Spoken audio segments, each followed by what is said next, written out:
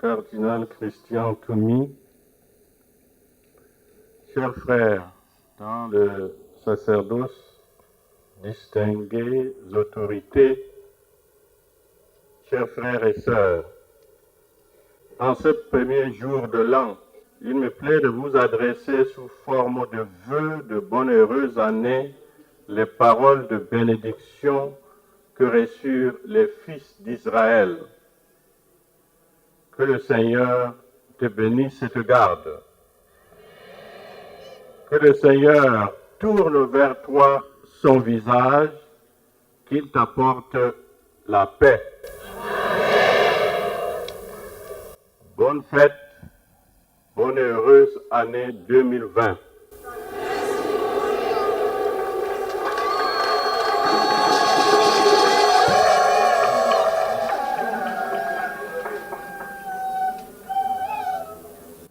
Nous sommes venus de toutes les paroisses de notre diocèse, convoqués ici par le Seigneur, pour lui rendre grâce pour toutes les bénédictions que nous avons reçues de lui au cours de l'année écoulée,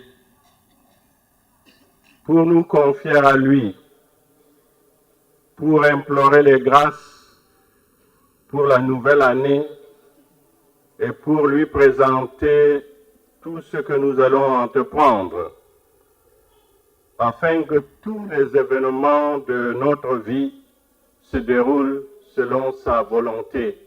Comme nos premiers missionnaires, cette solennité de Marie, Mère de Dieu, nous donne de renouveler la consécration de notre pays à la Vierge Marie, notre Mère du ciel, qui ne cesse jamais de veiller sur nous. Le grand honneur qui revient à cette fille d'Israël est qu'elle a accepté d'être la mère de Dieu. Elle a donc reçu ce titre en vertu de son obéissance à Dieu et de son engagement à faire sa volonté. Grâce à son cœur de mère, elle nous fait obtenir toutes les grâces de son Fils lorsque nous nous tournons vers elle pour l'honorer, car le Fils n'a jamais rejeté ce que sa mère demande. Faites tout ce qu'il vous dira.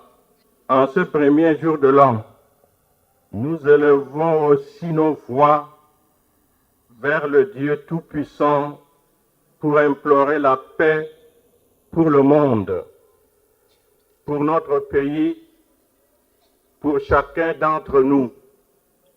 Nous au Cameroun, nous avons un grand besoin de paix en ce moment extrêmement difficile de l'histoire de notre pays.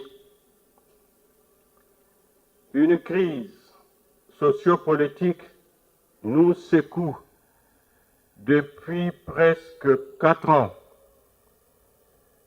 et différents genres de maux affligent la plupart des couches de notre société.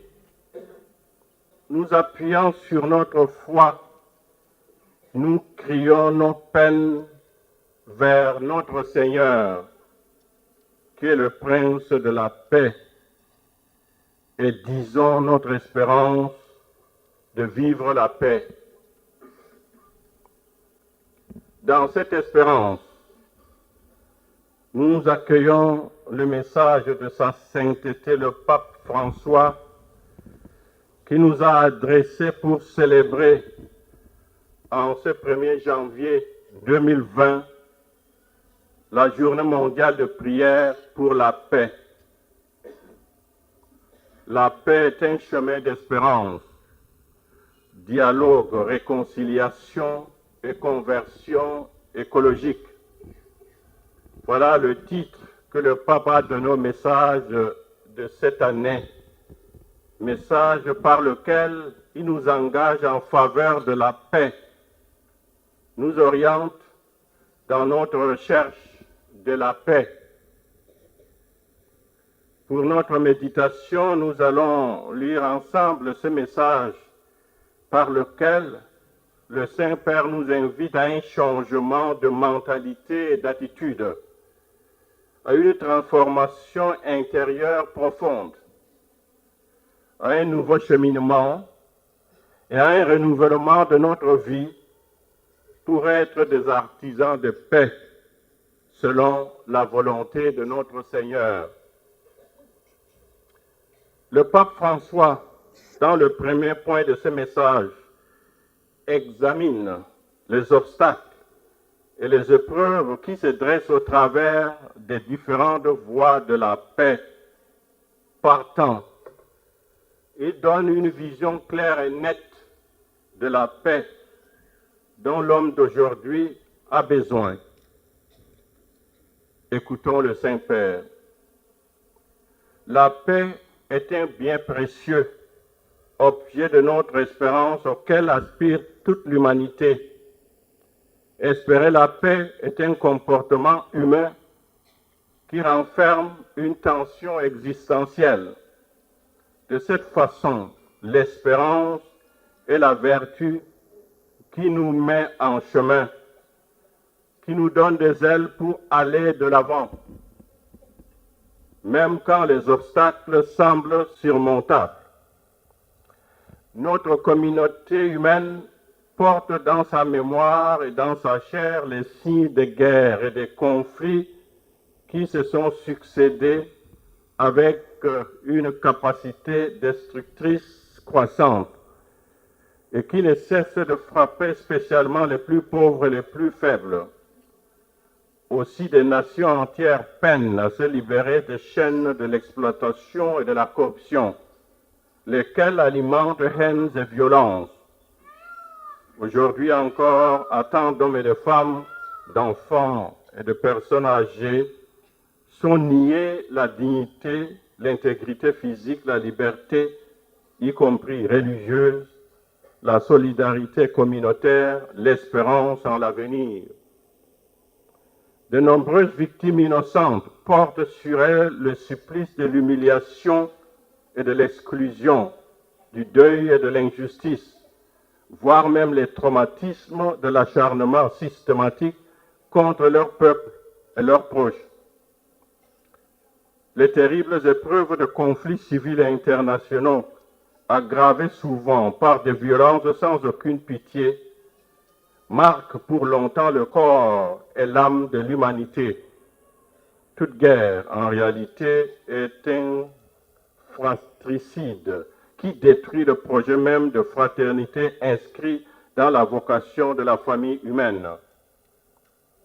La guerre, nous le savons, commence souvent par l'intolérance à l'égard de la différence de l'autre, qui renforce le désir de possession et la volonté de domination.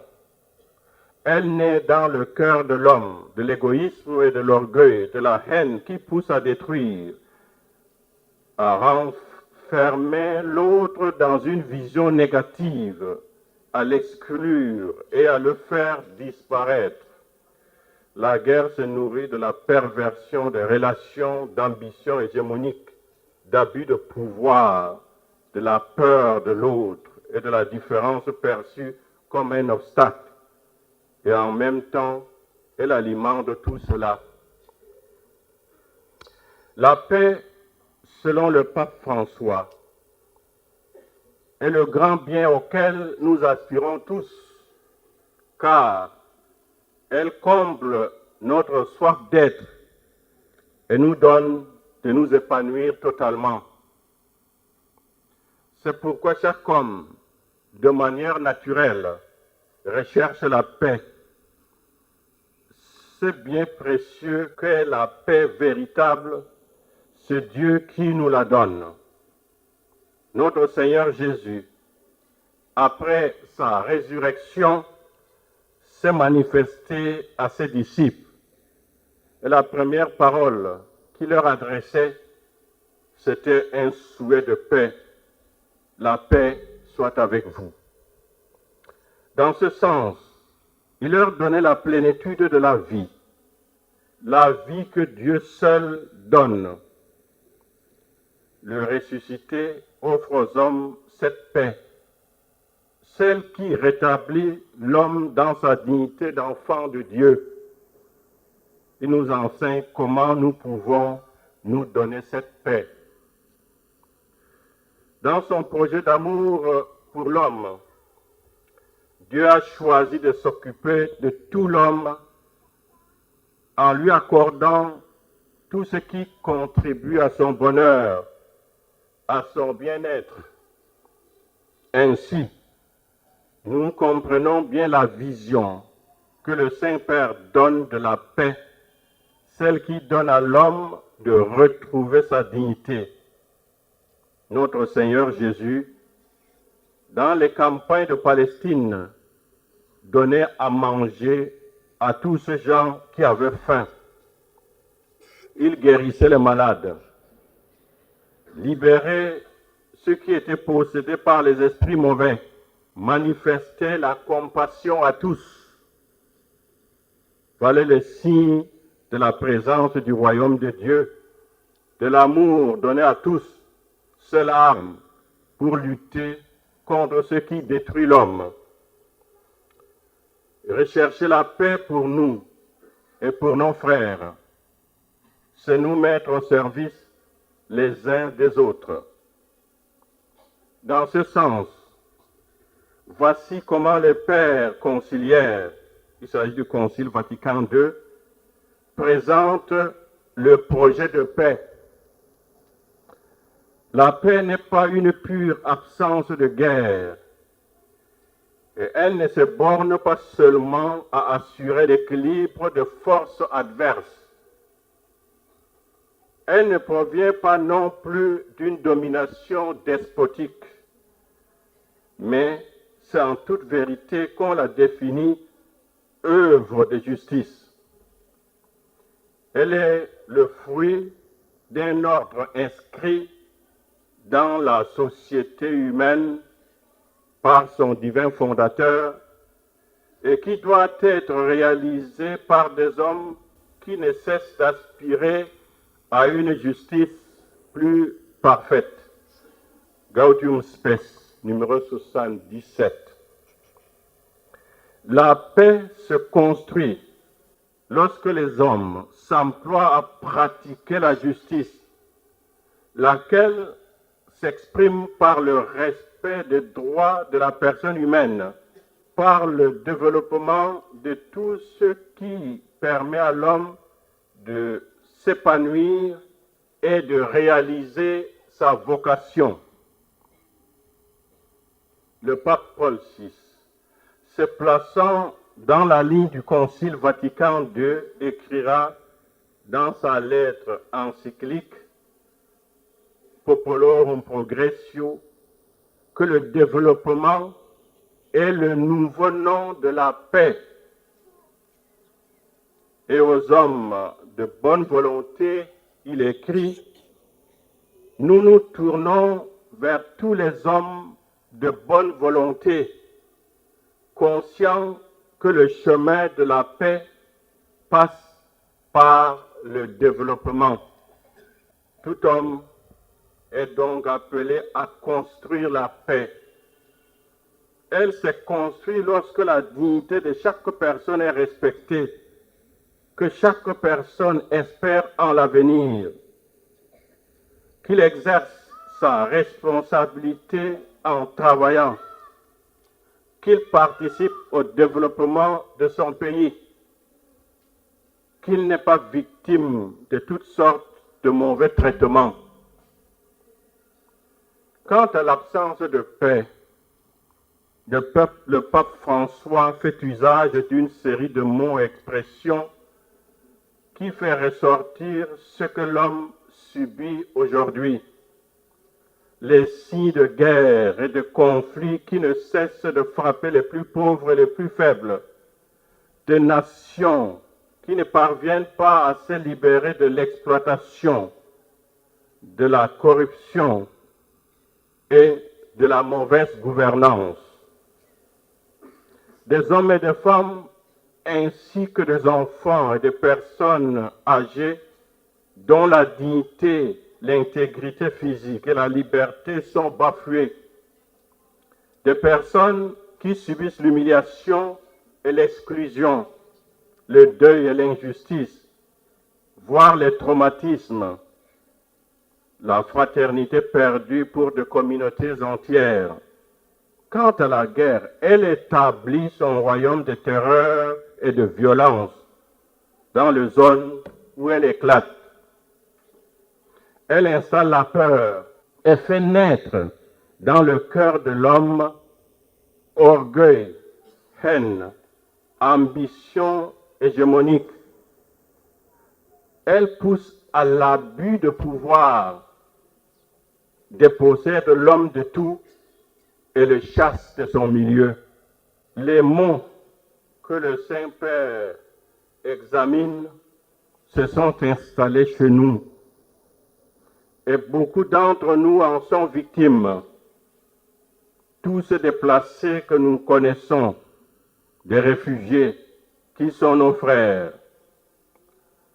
ceux dont les droits ne sont pas respectés, tous ces pauvres, ces miséreux, ces malades qui ne peuvent pas se faire soigner, ceux qui sont victimes de l'exploitation de leurs frères, les personnes abandonnées que tout le monde rejette. Ils sont victimes des maux sociaux qu'on ne parvient pas à vaincre. Corruption, injustice, abus de pouvoir, tribalisme, ambition. À ces mots désignés par le Saint-Père, il faut ajouter ceux qui sont propres encore à notre pays, la pauvreté, la misère qui frappe beaucoup de Camerounais. Elles sont les conséquences d'une économie qui s'effondre parce qu'il y a une mauvaise gestion, parce qu'il y a une mauvaise gouvernance. Le nombre de personnes qui ne travaillent pas dans nos villes augmente de jour en jour. Le taux de chômage est très élevé. Les premières victimes de cette situation sont les jeunes. Certains, pour survivre, choisissent d'être des conducteurs de moto. Ce n'est pas un métier. D'autres, ne pouvant pas supporter cette situation, prennent le chemin de l'émigration. Combien meurent en chemin avant d'atteindre la destination rêvée? L'une des conséquences de cette situation est aussi l'insécurité. Si tant de personnes vivent en ville ou même dans les villages et ne travaillent pas, elles utilisent alors tous les moyens pour pouvoir avoir de quoi manger. Cela ne justifie certes pas leurs actes, mais interpelle notre conscience, plus particulièrement celle des dirigeants de notre pays. Nous savons que les conséquences de tout ce monde sont désastreuses pour le développement de notre pays, pour la paix dans notre pays.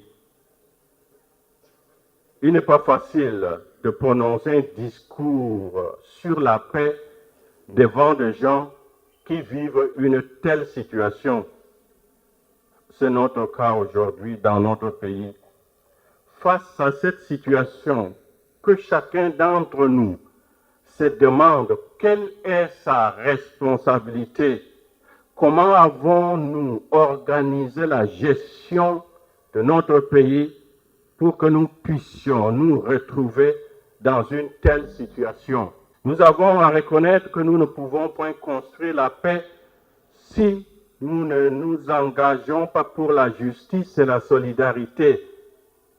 Si nous ne reconnaissons pas les droits de nos frères, écoutons le prophète Isaïe. Le fruit de la justice sera la paix, et l'effet de la justice, repos et sécurité à jamais. La paix est donc le fruit de la justice, de la solidarité entre les hommes. Saint Jacques écrit à son tour, un fruit de justice est sémé dans la paix pour ceux qui produisent la paix. Tel est le magistère de l'Église. Le pape Pie XII choisit la devise suivante: la paix est le fruit de la justice. Par son action, l'homme entre dans le projet de Dieu et construit la paix. Nous sommes appelés à éliminer les maux qui détruisent la paix, les maux qui poussent les hommes à prendre les armes. Les pères conciliaires enseignent. Pour bâtir la paix, la toute première condition est l'élimination des causes de discorde entre les hommes. Elles nourrissent les guerres, à commencer par les injustices. Nombre de celles-ci proviennent d'excessives inégalités d'ordre économique, ainsi que du retard à y apporter les remèdes nécessaires. Gaudium Spes, numéro 83. Le pape François donne un signe d'espérance pour terminer ces premiers points de son message.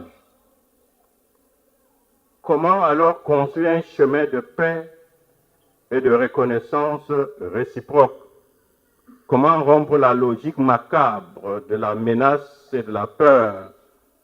Comment briser la dynamique de la défiance qui prévaut actuellement? Nous devons poursuivre une fraternité réelle, basée sur la commune origine divine et exercée dans le dialogue et la confiance réciproque.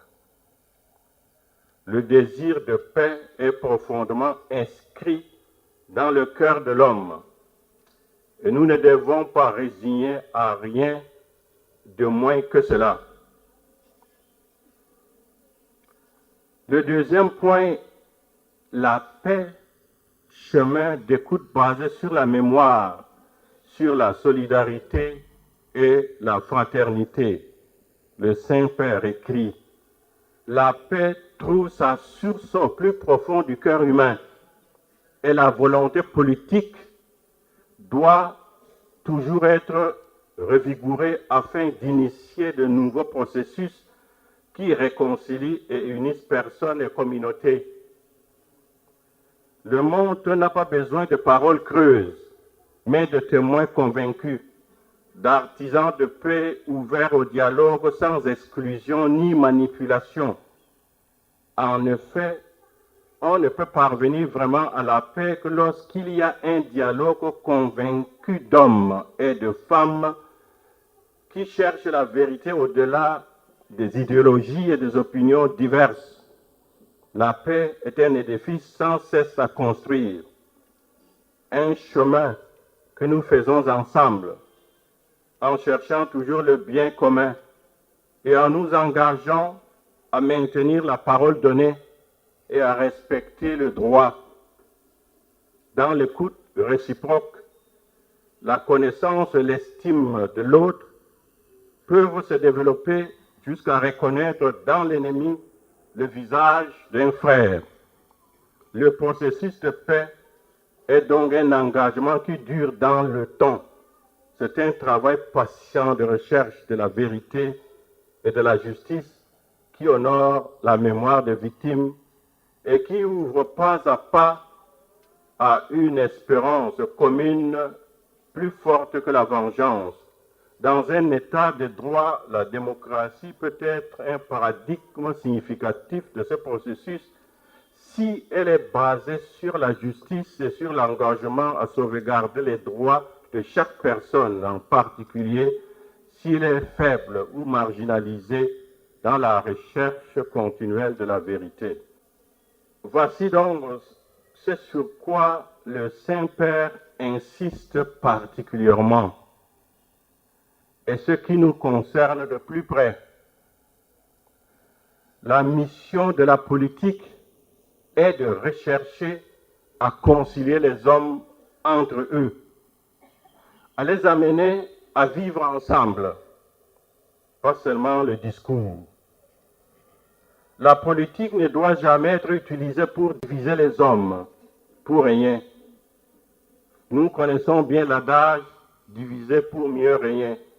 Le Saint-Père aborde le problème du dialogue à employer en cas d'un conflit dans une communauté. Pour un vrai dialogue, il doit être sans exclusion ni manipulation. Il doit être fondé sur la vérité et jamais sur le mensonge. Si ce caractère si important n'est pas respecté, le dialogue est voué à l'échec et ne peut produire aucun fruit. Reprenons les mots du pape François. En effet, on ne peut parvenir vraiment à la paix que lorsqu'il y a un dialogue convaincu d'hommes et de femmes qui cherchent la vérité au-delà des idéologies et des opinions diverses. C'est une répétition, certes, nous l'avons déjà écouté. Le pape François nous invite tous au respect du bien commun, c'est-à-dire nous avons à faire que les richesses de notre pays profitent à tous. Il est un scandale de constater qu'il y a des Camerounais qui meurent de faim, qui meurent faute de soins, qui vivent dans la misère, qui ne peuvent pas envoyer leurs enfants à l'école, qui n'ont pas de maison. Vous pouvez continuer la liste. Nous tous, nous avons droit à la richesse de notre pays. Elle nous appartient à tous. Nous avons à maintenir la parole donnée et à respecter le droit. La recherche de la paix est fondée sur la vérité et la justice. Une des causes de conflit dans notre pays d'Afrique, ce sont les inégalités sociales et le refus d'utiliser les instruments en vue d'un développement plus intégral, ce qui met en péril la poursuite du bien commun. Ouvrons les yeux et regardons ce qui se passe dans notre société. Combien de personnes sont blessées dans leur dignité par la pauvreté et la misère. Ce que nous poursuivons, c'est de vivre ensemble comme des frères et des sœurs, de considérer tout homme comme un frère bien-aimé au nom de notre foi. Les pères conciliaires nous invitent à avoir une nouvelle considération pour nos frères, les joies et les espoirs, les tristesses et les angoisses des hommes de ce temps, des pauvres surtout, et de tous ceux qui souffrent, sont aussi les joies et les espoirs, les tristesses et les angoisses des disciples du Christ. Et il n'est rien de vraiment humain qui ne trouve écho dans leur cœur. Si nous accueillons ce message comme fidèles du Christ, comment pouvons-nous réagir devant cette crise qui détruit notre pays? Le troisième point du message du Saint-Père, c'est la paix, chemin de réconciliation dans la communauté fraternelle. La Bible en particulier, écrit le Saint-Père, à travers la parole des prophètes, rappelle les consciences et les peuples à l'alliance avec Dieu, avec l'humanité. Il s'agit d'abandonner le désir de dominer les autres et d'apprendre à se regarder réciproquement comme des personnes, comme des enfants de Dieu, comme des frères. L'autre ne doit jamais être enfermé dans ce qu'il a pu dire ou faire, mais il doit être considéré selon la promesse qu'il porte en lui. C'est seulement en choisissant la voie du respect qu'on pourra rompre la spirale de la vengeance et entreprendre le chemin de l'espérance. Le chemin de réconciliation nous appelle à trouver dans le fond de notre cœur la force du pardon et la capacité de nous reconnaître frères et sœurs. Apprendre à vivre le pardon fait grandir notre capacité à devenir des femmes et des hommes de paix. Ce qui est vrai de la paix dans le domaine social est vrai aussi dans le domaine politique et économique, puisque la question de la paix traverse toutes les dimensions de la vie communautaire. Il n'y aura jamais de vraie paix tant que nous ne serons pas capables de construire un système économique plus juste. Ce sont les mots du pape. La réconciliation que le Saint-Père présente est la réconciliation opérée pour nous, les hommes, par la mort et la résurrection de notre Seigneur Jésus-Christ. Elle entre dans l'accomplissement du projet de Dieu de sauver les hommes. Dieu, par son Fils, nous a réconciliés avec lui et les hommes les uns avec les autres. L'apôtre Saint Paul l'explique très bien dans sa lettre aux Éphésiens. Je lis: « Voici qu'à présent, dans le Christ Jésus, vous qui jadis étiez loin, vous êtes devenus proches grâce au sang du Christ.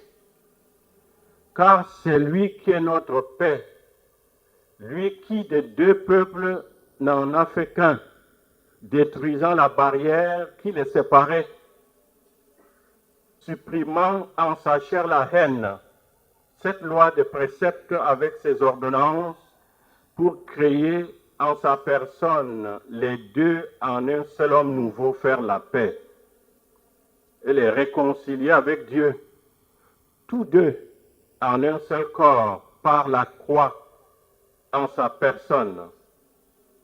Il a tué la haine. Voici ce que nous sommes devenus, réconciliés entre nous. Pour vivre dans ce projet de Dieu, nous avons à nous accepter comme des frères et nous pardonner les uns aux autres comme le Christ nous le demande. Toujours nous pardonner. Et dans le domaine social, les hommes, qu'ils soient croyants ou pas, ont à s'accepter les uns les autres, car ils sont tous des enfants du même Père. Le tribalisme est une plaie béante et devrait être éliminé.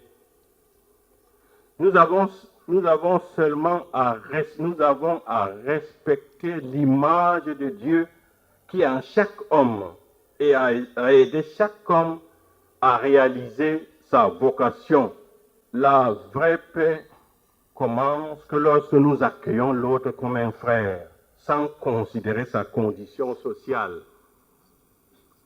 Reconnaissons que chaque notre frère a été sauvé par la mort et la résurrection de notre Seigneur. Nous avons un témoignage qui nous éclaire que l'apôtre Saint Paul a suscité en demandant à un patron d'accueillir son serviteur, son esclave, comme un frère bien-aimé. Il s'agit de Philémon, un patron, et Onésime, son esclave fugitif. Et l'apôtre Paul, puisque Onésime s'est réfugié auprès de lui, il l'envoie donc à son patron et lui demande, au nom de Jésus-Christ, d'accueillir son serviteur comme un frère bien-aimé. Nous n'avons pas à classer les hommes en catégories selon les rangs qu'ils occupent dans la société. Quatrième point, la paix, chemin de conversion écologique. Le chemin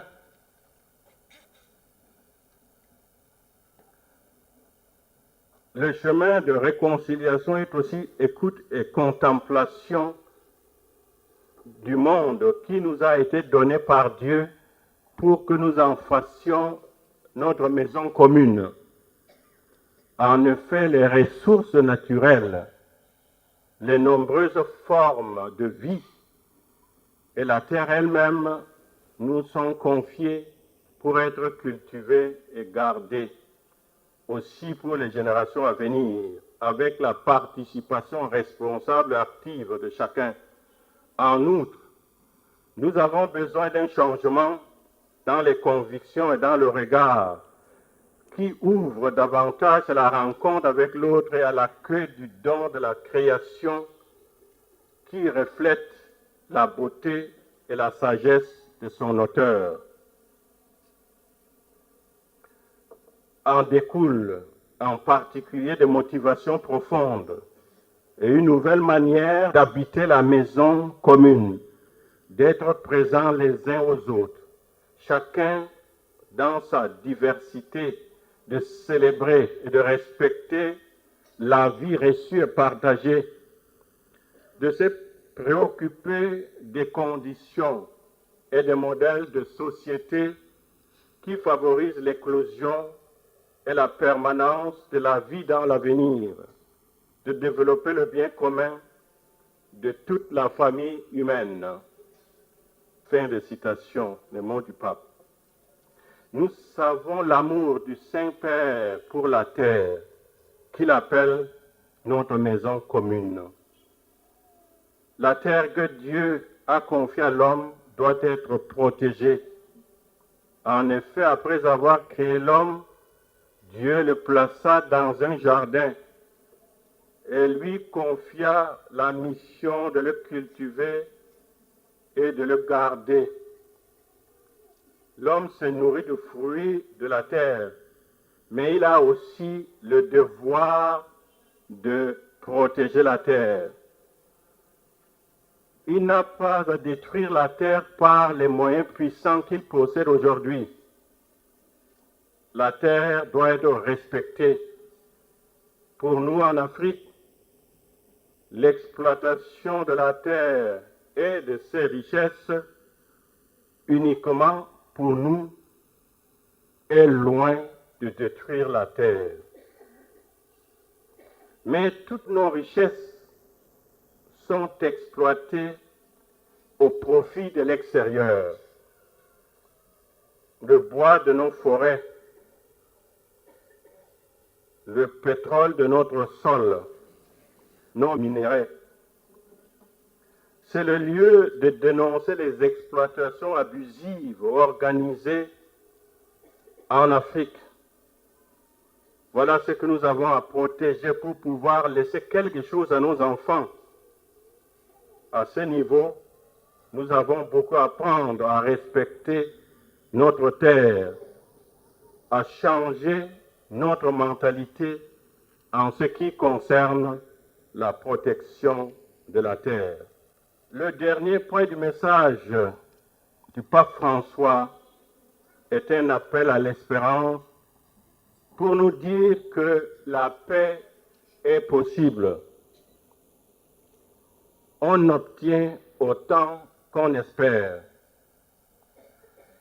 Il nous invite à être des artisans de paix, à construire un monde où règne la paix, la justice, où les hommes sont réconciliés les uns avec les autres, où chacun reçoit ce qui lui est nécessaire, comme cela se pratiquait par les premières communautés chrétiennes. Cela n'est possible que grâce à l'amour que Dieu a sémé dans le cœur de chacun d'entre nous. L'amour qui permet de bâtir la paix. L'amour qui permet de construire une nouvelle fraternité. Accueillons alors les dernières paroles du Saint-Père et la prière qu'il formule pour la paix. La grâce de Dieu le Père s'ouvre comme un amour sans condition. Une fois reçu son pardon dans le Christ, nous pouvons nous mettre en chemin afin de l'offrir aux hommes et aux femmes de notre temps. Jour après jour, l'Esprit Saint nous suggère des comportements et des paroles pour que nous devenions des artisans de justice et de paix. Que le Dieu de la paix nous bénisse et vienne à notre aide. Que Marie, mère du Prince de la paix et mère de tous les peuples de la terre, nous accompagne et nous soutienne pas à pas sur notre chemin de réconciliation. Que toute personne venant en ce monde puisse connaître une existence paisible et développer pleinement la promesse d'amour et de vie qu'elle porte en elle. Je vous salue Marie. Le Seigneur est avec vous. Vous êtes bénie entre toutes les femmes. Et Jésus, le fruit de vos entrailles, est béni. Sainte Marie, Mère de Dieu, priez pour nous.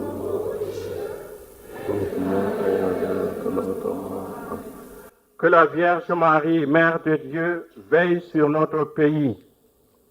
À vous tous encore une fois, joyeux Noël et bonne année 2020.